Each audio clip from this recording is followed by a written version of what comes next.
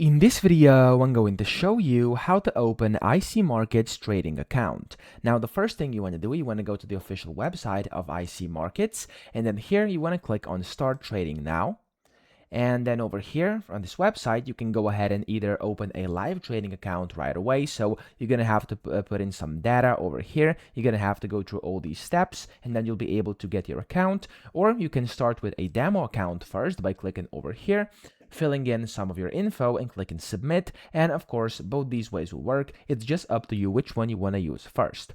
After you do that, you will get the access to your basically to your sign-in page over here to the IC Markets dashboard. And then after that, just basically put in your sign-in details and you'll be directed to your dashboard. Now inside your dashboard here, you can go through the application to actually open a live account if you haven't done that prior to that, or you can go to the accounts tab, the second tab over here, and you can just go ahead and basically create one of these demo accounts for either MT5, CTrader, or MT4. And after you do that, you can then go ahead, hit open demo account, and you'll get your account after you put in some of the info, and you will get the access to basically start trading with that. So that's pretty much it. I hope this video helped you out. If it did, please subscribe to the channel and help me out as well.